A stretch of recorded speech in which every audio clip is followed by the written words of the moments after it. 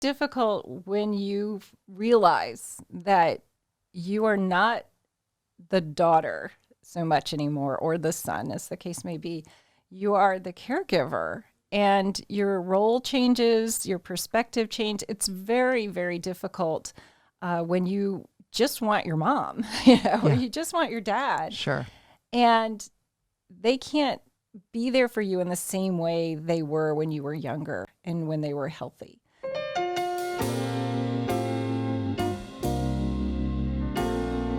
How do you find joy in life's difficult moments? Life is full of challenges, both big and small. Come explore some sticky moments with the women of Reid Memorial and be inspired to find, keep, and share joy in life's journey. On behalf of Reid Memorial, join me, Joy Maple, for our podcast study and helpful resource page to encourage you to find joy in life's sticky moments.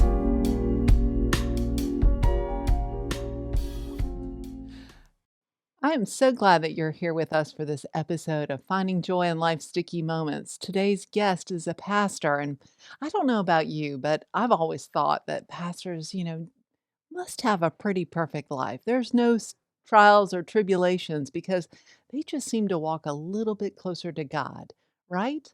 Well, today's guest is our associate pastor. She's been with Reid Memorial for 4 years, and she is an incredibly faithful woman who not only has a great sense of humor, but can empathize with all of those folks going through a sticky moment.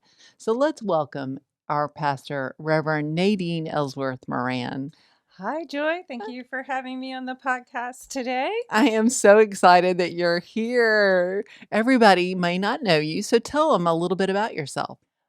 Well, I am a native of Charlotte. I was born there, grew up there. I did go away to colleges, but mostly North Carolina until I went overseas to do my first graduate degree. Then I came back and I did not go into ministry. My first degree was not in anything related to religion. And I came in and worked at the district attorney's office in Charlotte. Was my first real adult job, and then I was able to work for private law firms after that and became trained as a paralegal. And that took me to Washington, D.C., and then back to Charlotte.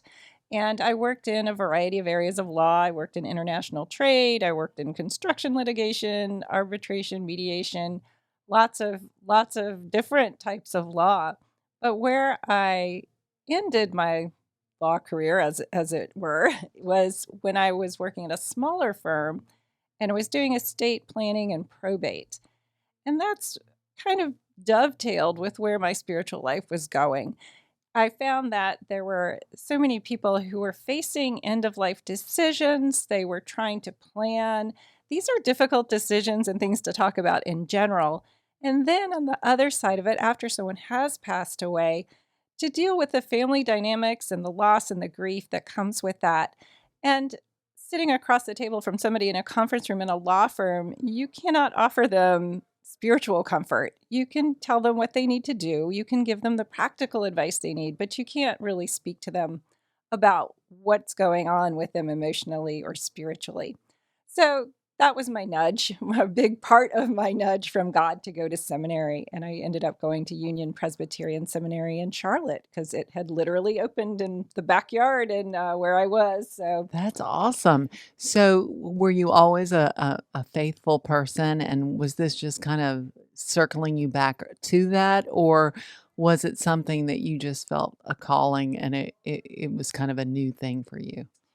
I had always been very curious about religion, even as a child, but from a young age, I felt very comfortable with my faith. I felt very secure in my faith, which I'm sure I didn't mentally fully comprehend what I was talking about, even when I spoke about my faith as a very young child.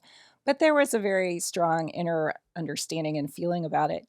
Now, I was not your youth group kid. I did not do youth group at all. I participated in church in other ways. I loved Sunday school classes. I loved worship. I actually went to a different church than my parents went to. They allowed us, my brothers and I, to choose if we wanted to go to church and where we wanted to go to church. So I actually went to a different church than my parents. They would drop me off and then they would go to their church. So 13 and going to worship by yourself. That is quite impressive, Nadine. So, how did you choose this church? So, tell me a little bit more about this preacher. Well, he was on TV. I just really appreciated his sermons. There was always something that spoke to me and I thought about, and I really just wanted to be part of that congregation. I wanted to be there as he was preaching. So I told my parents, this is the church that I would like to go to. And I ended up joining this church by myself. That is Yeah. amazing. Wow. And I Okay. was a member of that church up until my early 20s. And And you found a great sense of community there. You didn't feel like, okay, I'm the only like teenager hanging out in this church. I was pretty independent, to be honest. So I was happy just to be there. I did get to know some people, but it ended up being a mega church. Oh, It was wow. not when I joined. So that kind of changed the dynamic for me. So yeah, when it was smaller, yes, I went to Sunday school. I made friends there, like I said, I was not a youth group person. That was just not something that I was ready to get on board with, and I had other activities I was involved with. But as it grew, it kind of grew beyond what I was comfortable with as far as community. It literally became a mega church at one point, and it's still an active church today.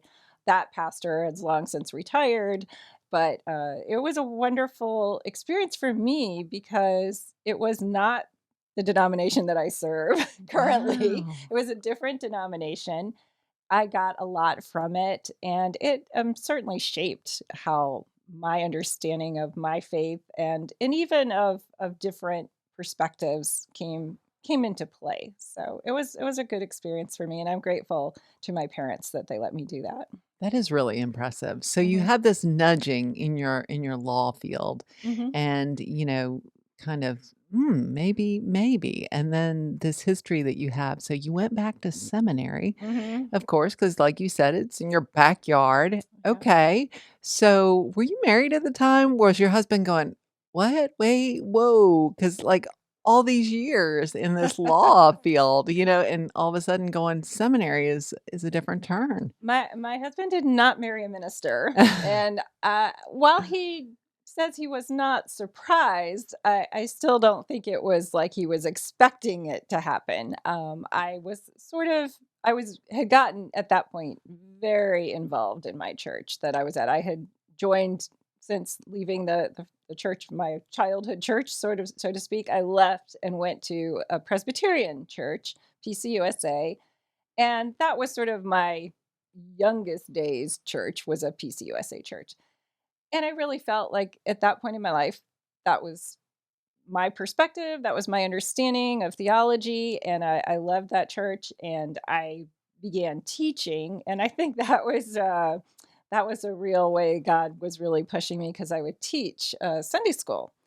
And I ended up kind of being a permanent Sunday school teacher for years. And then I was like on every committee you can imagine, and Presbyterian women. So were you thinking, "I might as well get paid for this?" Well, well, luckily, one of the associate pastors, who I had, of course, gotten to know pretty well through all these activities, said, you should think about seminary. And I was like, I don't know. I'm staying pretty busy, with church right now. This seems pretty good for me. And then one day she came in with a brochure for the Charlotte campus of the seminary, which was new at the Mhm. time, and she just kind of slid it across the table, and it was like, what are you gonna say now? And I'm like, because I had said I didn't want to, couldn't move away. Travel, Right. Couldn't mhm. move out of town. My family was, in Charlotte. I needed to be close to my parents, etc. I had a lot of good excuses. And then she was like, well, now what? No excuses. And It's in your backyard, you must go, so you did. so yeah, God had the last word for sure. Cause I was like, okay, I can't really argue with a seminary that is, 15 minutes away. So there it was. But I Mm. had to keep working. So I went to seminary on the weekends. It was a commuter based program. It was designed for people like me who were second career Wow, or could okay. not leave their current work situation financially, couldn't do it, and then would go to seminary on the weekends. So it's a long process, and I mean, you give up your weekends for years. And I mean, Yeah, it's you gotta be pretty sure this is your calling, pretty committed and your for sure. family has to be on board with this. So it was my husband was gratefully very much a supporter and on board, and a great strength for me during this time. And it was during this time that my sort of sticky moments were starting to happen as well. Just the pressure of seminary is one thing, but then you have job and seminary studies. And then for me, I also had the situation of my parents' health started to decline greatly during this time. Wow. So you're where are you in the lineup in your siblings? Oh, I am the youngest and the only girl. Oh, the baby. Yeah. Oh, wow. And so how old were your parents at this time that you were going through seminary and trying to Oh work and goodness. all this? Yeah. So my parents, they are about 10 years apart in age. My mother is actually older than my father. So my mother was probably, I guess, in her mid 70s, maybe. And so that made my father about mid 60s. Yeah.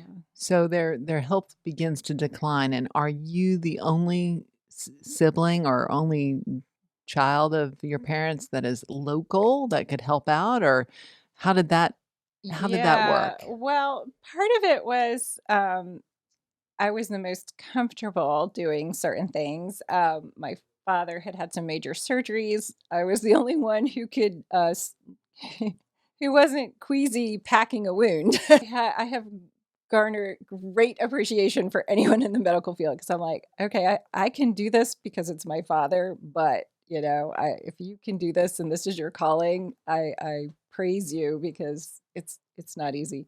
So that was one reason, because it kind of started with my father's um, operation to start with, and my mother had kind of had chronic conditions that were just worsening. So one of my siblings does live in Charlotte, but is an airline pilot. So So not always N around. not always around, and of course, had his own family. My eldest brother works overseas, and is seldom home, so it was yeah, it kind of was that I was the most available. Now, not to say that my brothers didn't pitch in when they could, but Sure. for just logistical and practical reasons, I was I was kind of the one who was now in charge of parent care. Well, and how did you feel? Because I can speak from a little bit of that experience. My parents were older and are older, and um, you know, turning the tables and becoming a caregiver to your parents, that's really challenging and just sometimes emotionally gut-wrenching. It is very difficult when you realize that you are not the daughter so much anymore, or the son, as the case may be. You are the caregiver, and your role changes, your perspective change. It's very, very difficult when you just want your mom, or Yeah, you just want your dad, sure. and they can't be there for you in the same way they were when you were younger and when they were healthy. And that's a huge adjustment to make mentally. It's also, there's so much at stake in just your relationship in general because it can become very, you get very frustrated with one another. There's just so much that is happening, and you have to develop the ability to see things from their perspective. Because just from my perspective, I was like, well, why can't you just accept this? Or why can't you just see that this is here to help you, or I'm setting these things up for you, and then to have it all fall apart because it's like, oh my god, just you get frustrated, you want that same relationship you had before. You But realize, it's morphing into something different, and there's a little, I think, from what you're saying, grief in that. oh yes, You're kind of mourning before they're gone, or that the relationship is changing. And that responsibility that you now have is something that you may not really want. I mean, it's right. such a burden. It It can be, But and it's such a loving thing too, like, you love your right. parents, so you want the best for them, and you want to help them, and then I think for parents, I don't know if yours are like this, but I know a little bit of mine didn't wanna relinquish their independence, but they didn't realize you're not healthy enough to Mhm. do this independently, so Absolutely. All of those things are true. One of the big things is the question of independence. There, as I personally don't have children, but obviously know that you raise your children to become independent. And when your parent is losing independence, you're having to help them adjust to the fact that you can't drive anymore. oh, yeah, Or, I'm going to have to handle your finances for you because you're forgetting to pay some bills. These things, for us seem to be practical. mhm, For them, it is a loss of independence as an adult who has lived through decades of their own life, their own you know, nuclear family, and then raising their own families and work and all of the things that go into building a life. And suddenly, their life has shrunk down to a very small place. And that is really hard. I mean, I think COVID might have helped us understand that in some strange ways because the idea that you couldn't really leave your house that much in the beginning, you mhm, had to depend on people to bring you sure, stuff, right? You couldn't just go. Now, if you're of sound mind and body, you knew as soon as, we were given okay, you could go out. But imagine if you couldn't. exactly. That's what it's like for someone who's aging and suddenly realizes they can't just go to, you know, the Pick up some mall and milk. right, can't just go pick up some milk, can't just go, walk at the mall and window shop, can't just do the regular everyday things that we all do without Mm. thinking, and suddenly, I don't they don't even have a car anymore. Oh, that's so You tough. have to call somebody. And Yeah. how during this time when things their world is getting smaller and smaller, how did you and your brothers negotiate amongst each other? Who's gonna be the caregiver? Who's Mhm. gonna be the one to handle this or that? And were you all on the same page, or did that take a moment even, when you're not all together in the same city? I'm sure that made it Mhm. even more challenging. It it depends a lot on your family dynamic going in. Mm, I was very fortunate that my brothers and I were on the same page. We all agreed. Now, I will say my eldest brother, because he simply physically was not there and couldn't see some of these things for himself, wondered if, were we moving too quickly in putting some of these things in place. But when he was able to come and see our parents, realized, yes, these are necessary. Things were bad. And but if you have any tensions in your sibling relationships, it's, I hate to say, probably going to get worse before it gets better mhm, because you're going to have different opinions about what to do or what not to do. Or, and this is very common, you want to do what your parent is asking you to do. mhm, You want to give them the best possible life and the best quality of life. But sometimes what they're asking for or want to do is not in their best interest or isn't something they can actually physically do, but they haven't faced that reality yet. And so if you have one sibling who's still encouraging them to do these things and another sibling who's saying this is not really realistic anymore, then you're going to butt heads. So that can add stress upon stress. So I do encourage families, especially if you've got siblings who are all local or close together, who are going to try to be working together, to sit down and really talk to one another and say, look, we all love our parents. How do we help them as a united front? Because it will be twice as hard if one sibling is doing one thing and another sibling is doing another, and they're at odds with one another. And if you have 2 parents you're caring for, it's just a circus if you're not all on the same page. So I was fortunate that my brothers and I were willing to trust one another, with decisions, and that we would sit down and talk and say, "Hey, here's the situation." Now part of it was, you'll also find if you're not living with your parents, which I imagine most people who or are not, yeah. my age, or, even whenever this begins to happen, they're not gonna tell you stuff.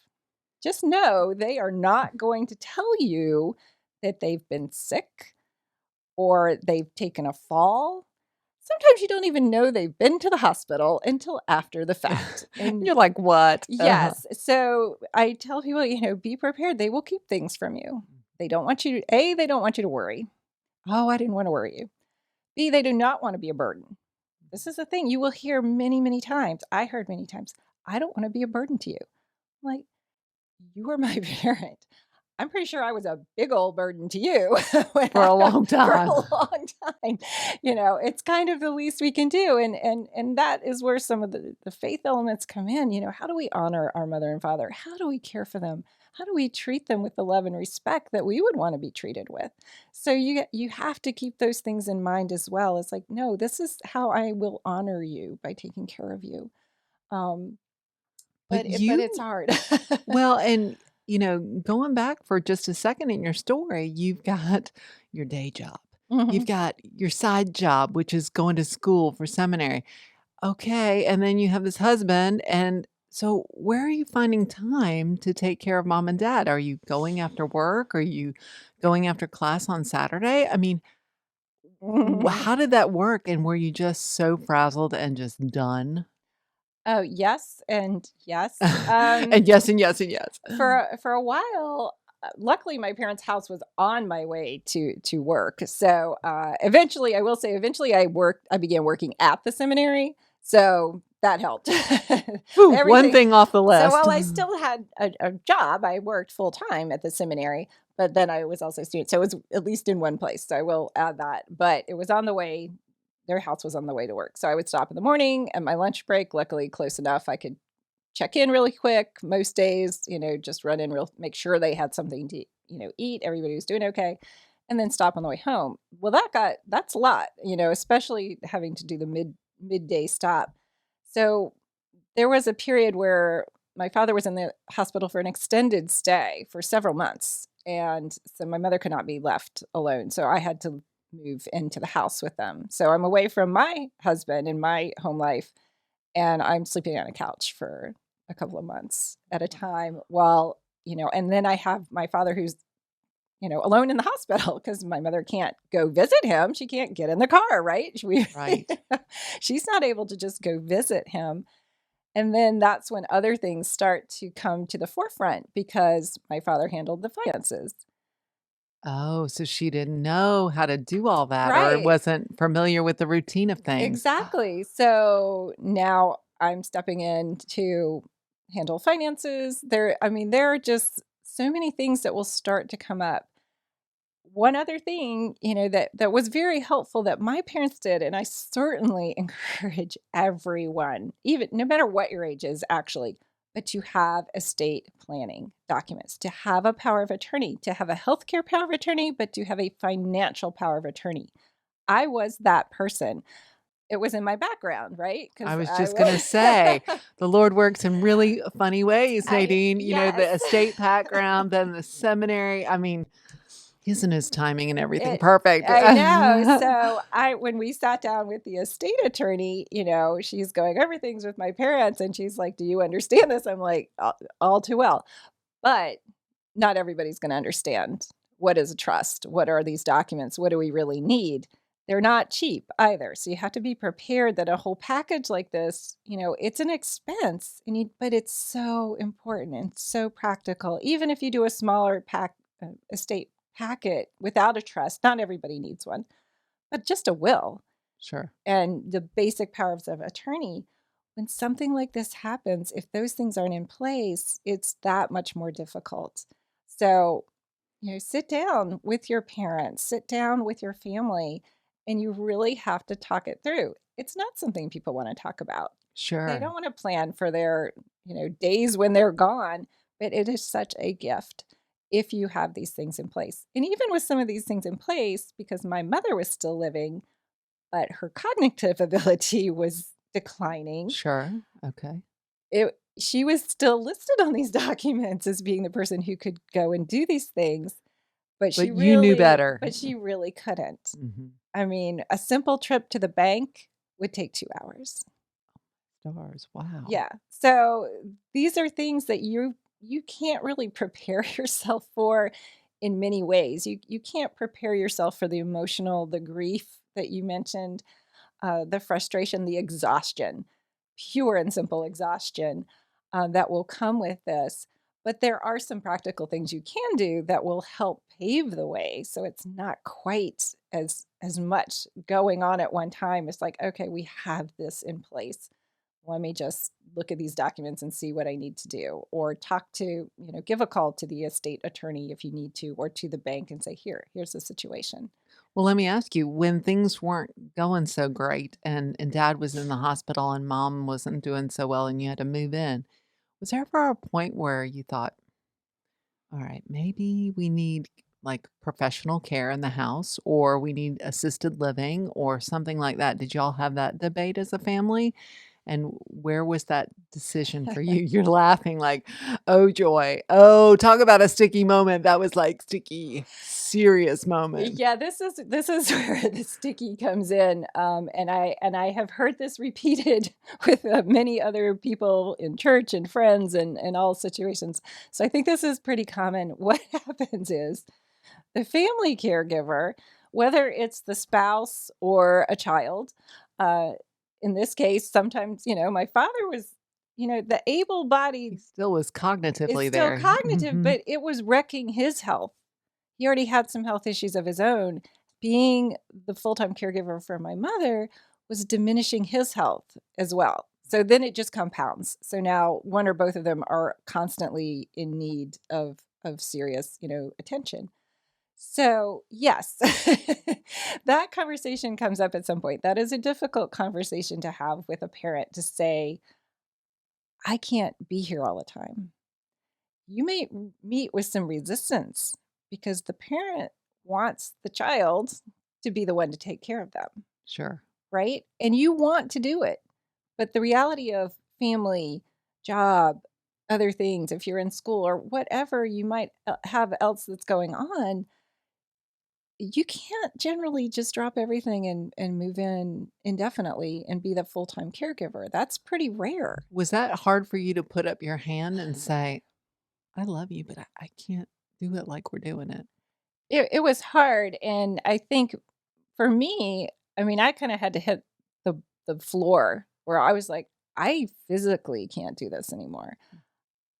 I barely remember my graduation from seminary. I was so exhausted. Really? I had one parent who had just finally come home from the hospital, and another parent who was not doing very well and had to be brought in a wheelchair to my service for seminary, and I was so exhausted after months of constant caregiving. I hardly remember anything about it. Oh, that's so yeah, that's hard. So yeah, you reach a point where you physically can't go on, and your spouse or your friends are gonna be like, "Honey, We haven't seen you in months. What's Yeah, going on, and, girl? you look terrible, Uh, It's like, "I feel terrible." Yeah. You're like, thanks, I Yeah, appreciate I it. mean, and you get to the point where you're just like, "Yeah, I know. I feel the way I look."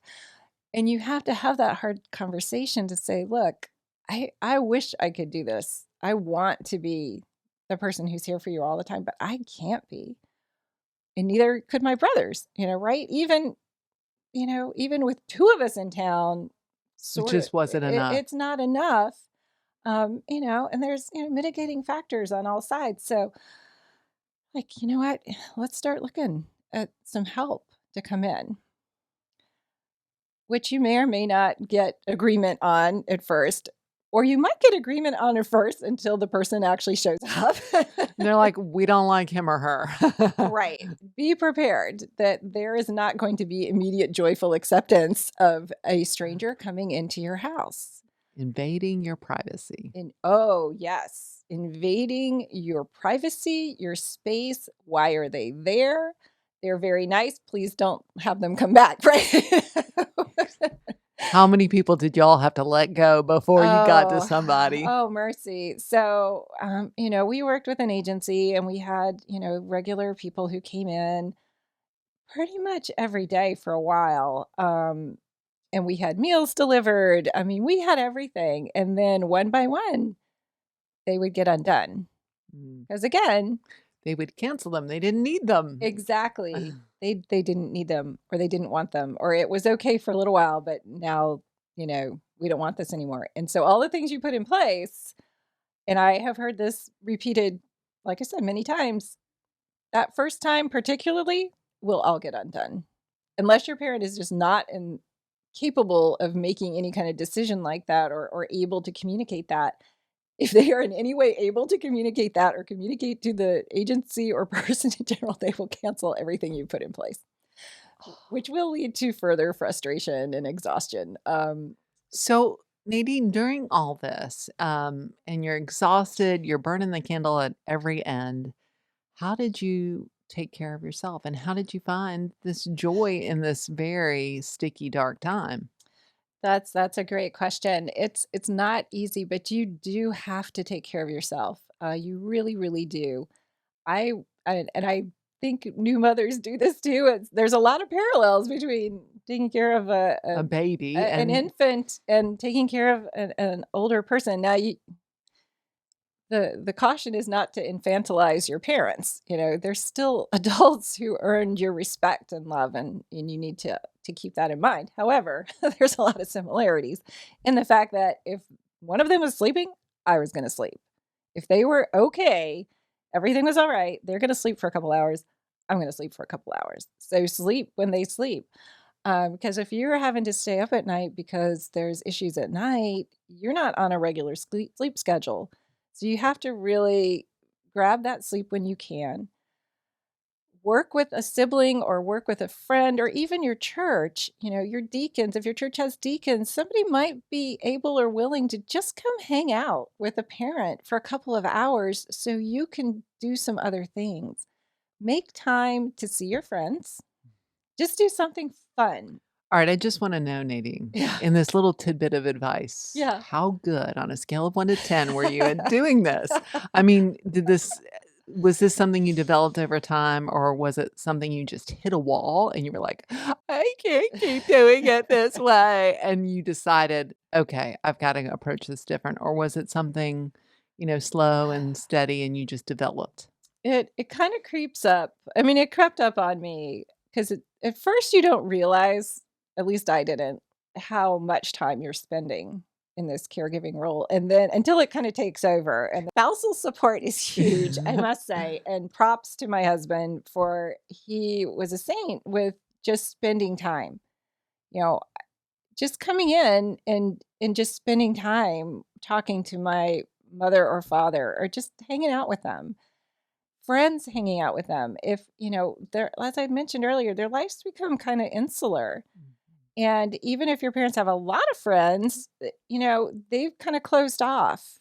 Well, and chances are their friends are of similar age with Yes. similar health issues, and so they may not be able to get to them. So it kind of depends on your friends who are willing to come Right. kind of quasi visit you while you're with your parents. Exactly, exactly. So I did work with my sibling, the one who lived locally. When he was in town, I learned to just say, Your turn. "It is your turn." Mhm.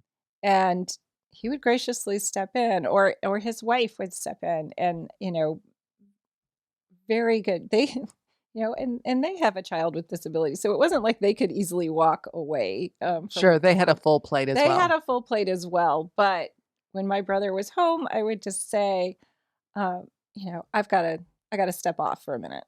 And it might be a few days, it might have been a blessed week, where I was like, oh, thank you, Lord, I have But a was week. there any, like, guilt or feeling terrible that you took that break? I mean, did you feel like, "Ugh, I really probably should be there," I didn't really feel that guilt, because at that point they're with my brother. I'm like, now the guilt comes when it's when not a you're family member. yeah, when you're paying for that person to sit there, yeah. Right, right. There's I don't know if this is appropriate for your podcast, but I always think of an episode of Frasier where they're trying to figure out what to do with their father because he's having these problems because he's been shot in the hip. Yes. And so one brother brings out all the facilities, that can care for them. And it says, we care so you don't have to. and Fraser is like, it doesn't say that. And Niles is like, well, it might as well. Right. Well, you kind of feel that way when you're looking at these things. If you're looking at nursing home care or you're looking at retirement home facilities, you do kind of feel like, am I shuffling my parents off for their benefit or Or for mine. for my own? You do. I mean, there's a lot of truth in comedy most of the time. So you can feel very guilty about that this is, but it's also just coming to that realization that I can't do this alone and it's too much for me. Well, and the other thing that I think about the story and I think about it in my own family life is just knowing that this journey is not going to get any easier. No. It's not like a parent having a newborn who goes, "Ooh, they're going to get more and more independent. Mhm. They're going to be able to tie their own shoes and feed themselves and bathe themselves." No, that's going to get worse and worse, and the ability to do independently is going to get smaller and smaller. And so long term, how do you address all that? And how do you feel about all that? That's another really sticky moment because you are facing your parents' mortality. I mean, they are literally often physically diminishing. Your mom or dad is not that tall, strong Strong. person. You see them in a hospital bed and they are small. They are not the same as they were. They don't have the same strength. They don't have a lot of the same abilities that they had that you knew all of your life. But inside, there is that person that you know and love and who loves you. And remembering that person is still in there, even if their outward actions may seem different, or they're on certain medications and it makes them cranky, or they're in constant pain. We forget that. True. My mother was in constant pain.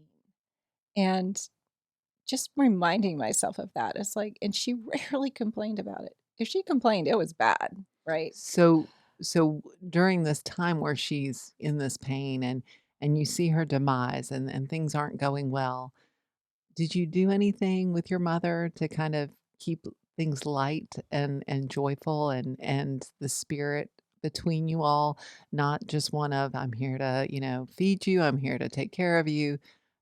Did you get to be her daughter?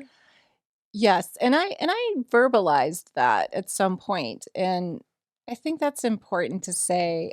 I'm not here to do the laundry or make lunch or whatever else. I'm just here to hang out with you and be your daughter. And luckily, my mother's humor stayed intact pretty That's awesome. much, yeah, till the end. So my mother had a very sharp sense of humor, and we would watch, old shows. I mean, I just remember watching Gunsmoke with her.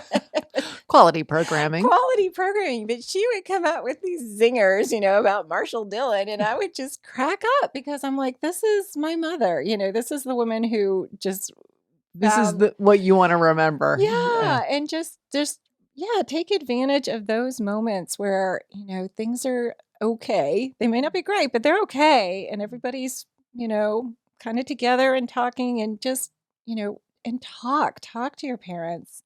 Um, Ask them questions. Ask them about their lives before, you were born. You don't know that much about your parents sometimes as you think you do. Sure. You only know from the time you were aware. Right. Until now, until today. Until that point. So, just talking to them, asking questions, looking at old photos. Yeah, there's a lot of joy to be had. And just to find those moments, but to really intentionally have those times where you're like, I am not here as a caregiver. We're just hanging out. We're just going to talk. We're having fun today, or we're just going to go sit outside in the garden and enjoy, being outside and listening to the birds. So just finding whatever it's possible to do that gives you both enjoyment and you can be in that moment together and not as anything but parent and child in your appropriate roles, Sure. you're not switching roles. You are who you are to one another. So as this journey went on, and how long did it last before you lost your parents? Oh gosh. So, I mean, my mother's decline was over a very long period of time. But let's see, when I graduated seminary in 2011, my mother died in 2015. So, I mean, we're talking years. I mean, this is Yeah, years of decline. Um, During that time, my father's health was always up and down. But those last few years of caring for her really took a huge toll on him. sure. So it was, but long story here, Joy. But so my mother passes. We find out that my father has cancer, or it has Oh, actually has come back, is what it was. It had come wow. back, but he hadn't told us. So he hadn't been getting the treatment because he was busy taking care of my mother. Again, things they don't tell you. Exactly. So you find this out. Doctors tell us after my mother passes that my father might make it to Christmas. So Oh, this is wow. what we're preparing. So now my brothers and I are preparing ourselves to lose our father as well. And to look at him, you would certainly have believed it. There are some more really tough decisions that now have to be made. He can't be alone. We can't we don't have the right housing situations for him to be living with us. So he has to go to a nursing home. Oh, wow. Okay. So you So within a few months of my mother's passing, my father has to go into a nursing home. We need to sell the house, empty the house, sell the house, all of these things. My father goes to a nursing home and just praise praise the Lord. This was the right place for him. He got the rest he needed. He got the schedule of meals and medication he needed. We had the right doctor for him. And he's one of the few people I know who actually left a nursing home to go to his own apartment. wow, that's amazing. It was amazing. He was there for several months. I mean, it was not quick, but they got him to a point where he had gained weight. The uh, chemotherapy was working. There was just things were getting better. And I mean, to every doctor's shock and surprise, my father actually lived nearly 5 years on maintenance That's great. treatments and on his own. He moved to a retirement community, so he could go through, the stages if The needed, channels, the yep. channels. But Mhm. he had his own apartment. He got to a Good for point of him. it where he could still drive, and his mind was sharp. And so there was like this little reprieve in the middle of this, which was really strange and odd. And I don't think this is normal, particularly, Mhm. especially when they're like, prepare for the worst. So he had like a couple years where it's like things are pretty good. He's able to pretty much take care of himself. He's gotten his strength back. I mean, caregiving had taken that much of a toll on him. I mean, obviously his illness had come back as well, but all of those years of caregiving. My father was kind of a big guy. He was kind of a teddy bear kind of guy. He weighed less than I did.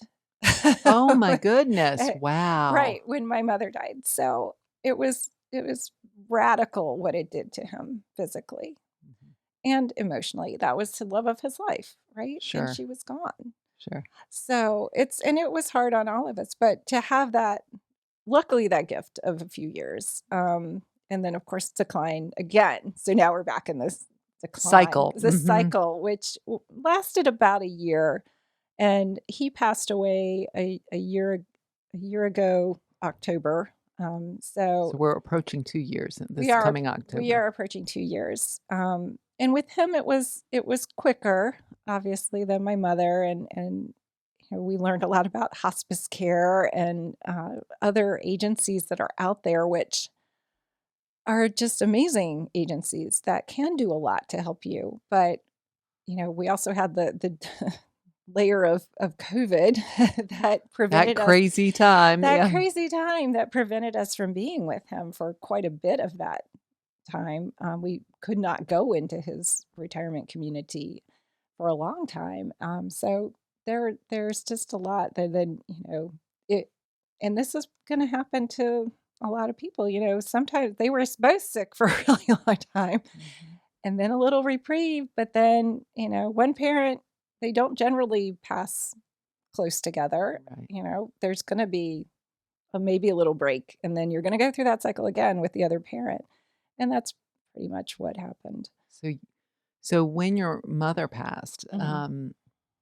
how did you feel? Obviously, there's grief, but I mean, how did you feel as far as like, ooh, did you get to take a deep breath and go, wow, okay, the burden has lifted? And you Mhm. don't, of course, no one regrets doing what you did, Right. but were you like, whew, and then to get the news that dad may need help too, were you just like, I mean, how did you feel? I mean, because Yeah. I'm sure needed some respite as well. Yeah, it is important to, like I said, take any opportunity you have to rest, to go away for a day even, just something to break that and to treat yourself well and to just be with friends and family, who are able-bodied and And you can don't have to support take you. care of them, and they love you, and you're just gonna, be there. And was Yeah. it difficult? So, obviously, during your dad's cancer journey that he had, um, you got the call to come here. Yes. And so, how was that to answer a call to come to Augusta, 2 hours Yeah. away, Yeah. and knowing dad's not doing and if I make this decision, I'm making a conscious decision. Right. Well, I'm gonna back up just a little because I think this is hopefully might be helpful to somebody else. But yeah, when my mother passed, you had asked about the grief, but also there is a sense of relief, and there's a sense of guilt that comes with the sense of relief Sure. because suddenly this dailiness of caregiving is just gone. It's just gone, and part of you is like, oh, you're kind of breathing a little easier, and the other part of you is grieving and misses that person terribly, but there's also some sense of relief. So it is a lot of conflicting emotions at that moment because you are relieved of those duties of caregiver, but it means you've lost someone you love at the same time. So there's a lot of mixed emotions in there, and so I just tell people, it's not, it's Cut yourself some slack. right. Expect to feel that relief and not to feel badly that you're a bad person because you feel relieved of this pressure that has been on you for so long, but to recognize it's all hitting you at one time. And then to, get that call, that my father was, not doing well at all. And I honestly can't remember if the doctor called us directly, or I think my brother was with my father, at the doctor's, I think is what happened. But yeah, I get the call from my brother saying, they're telling me he's not going to live but a few months. And then you get a job offer in a different city. And then I get a job offer in a different city. I had One of the reasons I had not taken, even looked at or considered any other calls for after seminary graduation that weren't local was because of my parents. Like, I can't not be here. Mhm. So I wouldn't consider anything, even if we were like, hey, we've got this great, we want you to apply. And I'm like, out of Nope, the question, not right now. out of Yeah. the question. So my mother passes. We get my father to a state of, he's doing okay.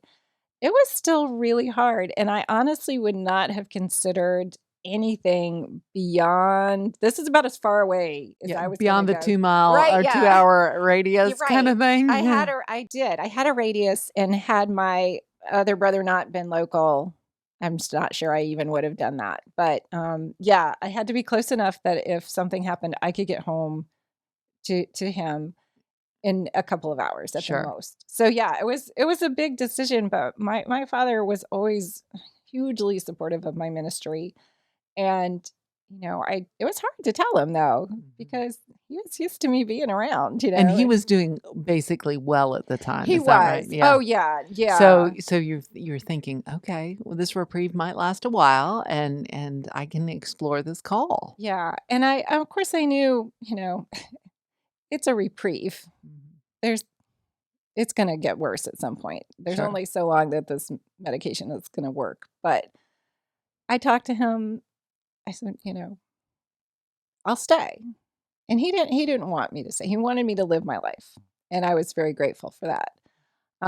He said, "Go where you're being called." And I was like, "Well, I'm not gonna be far away." And he was very excited, and he was able to actually come visit a couple of times, which I was just so thrilled that he was able to come and see our house and see the church and all of that wonderful stuff. But, it was hard. I did feel like I had kind of, abandoned the ship a little bit, but he was at the time, like I said, doing well. He was driving, he was good, Right. and that lasted much longer than anybody thought, so we're certainly grateful for that, and then, as it turned out, my local brother, he had to take on a whole lot, when I couldn't get in for COVID, he was able to at least drop things off, and he did a lot of what I had done previously. So Team effort there. team effort, yeah, Yes. definitely, big So team effort. during this journey, which is one that is a difficult one for sure, and like we've said, it doesn't have the ending that you hope for in some ways, but it does have that ending. If Mhm, you're a believer and your faith is there, obviously they're going to be with the Lord. And so there is some beauty to that. And there is mhm, beauty in that they're no longer in pain. They're no longer mhm, uncomfortable. And so there's that. So that's mhm. that piece.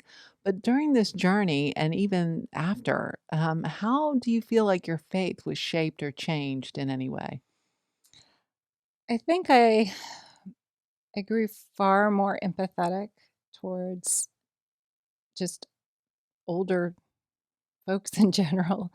Mhm. What happens to a life that has been lived fully and to, physically fully, mentally fully, spiritually fully, what happens? And just to realize that, you know, it's not just your life that, your life is affected. Their lives are changed Forever. forever. And so putting yourself in their place as much as you can, that was huge for me and for my ministry, just to say, yeah, if I was in chronic pain every single day, I'm not gonna be the happiest camper in the world every time, you know, Mm. somebody comes to see me. You might try your best, but just to take these things, with a lot of grace and say, "You know what? They're doing the best they can. And you're doing the best you can." And just do everything as much as possible with love and just say, and sometimes just admit, "This is hard." And let them admit it's hard. I mean, my mother would say that all the time, and growing old is not for and It's not she for she sissies. would say that, exactly, "This is not for sissies," she's like, "This is not easy, this is not fun." But she was an extremely faithful woman, and a lot of my faith formation comes from her. And my father also very faithful, but in a more quiet, introspective way. He's of a Quaker background, so he's Okay. got that more quiet sort of faith around him.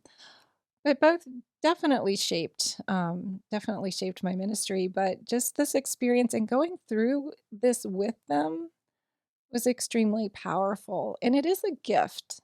It's a hard gift. It's not like you ask for these things to happen. You don't want to see your parents going through these things or for them to be in pain or them to feel like, they don't have anything to offer anymore. There's so many difficult times. But just to spend that time with them and to be there as much as you can in whatever capacity you're able to give, that's a gift. Mhm. And just to be reminded of that and to remember those moments where you watched Gunsmoke and laughed your heads off, and just thought it was hysterical. When you found joy in that moment. Yeah, when you found Mhm. those moments where something was really funny, I mean, even with my father when he had the wound that I was saying, we would get in stitches about stuff, and it was just so funny, and it was just absurd and ridiculous in this moment, like, but it was funny, and it really bonded us in a different way Sure. than the regular father-daughter bond. It was, it changes the relationship in a lot of ways, but it can make it much stronger and deeper as well. So would you say going through this journey that you've been through with your parents that joy is a choice? Mhm. I think so. I mean, you can. you're going to have moments where you're frustrated and you're just like, I just can't get up and do this again. But there's so many moments that are, it's just this, yeah, there sometimes you're just sitting together in silence, but it's so powerful and it's so meaningful. And there is joy in that. There are joy even in the difficult moments where you recognize that, yeah, the end is coming, but you can be at peace with it together. There's a joy in that too. So there's the joy that's The the the the, the happy, fun joy, and then there's the joy that's deep, deep, deep. Mhm. And Such a gift. it is such a gift. And even if you are able to be with your parent when they pass, that is such a gift. That is such a gift. And it's hard, and not everybody can really go there, and that's okay. But if you can, I mean, it's a precious gift. It really is. It really is. Yeah. Well, you are a gift, and I have really enjoyed our time, Nadine, and you are such a wonderful pastor. And one of your greatest gifts is the empathy that you show our congregation of everybody Oh, when they're going through a wonderful moment, when they're going through a difficult moment, or just a day to day life. And we're so grateful for you. And I'm so no. thankful that you were here with us today. Well, thank you so much for having me, and I really enjoyed our time together. Thank you. As we approach the Lenten season, the 40 days before Easter, not including Sundays, we want to invite you to Reid Memorial Presbyterian Church for our Lenten season beginning on Ash Wednesday, March the 2nd at 6:30 p.m. Come join us for our Lenten series called Lent in Plain Sight, where we look at the ordinary, simple things that God uses to give us a message during this season of preparation.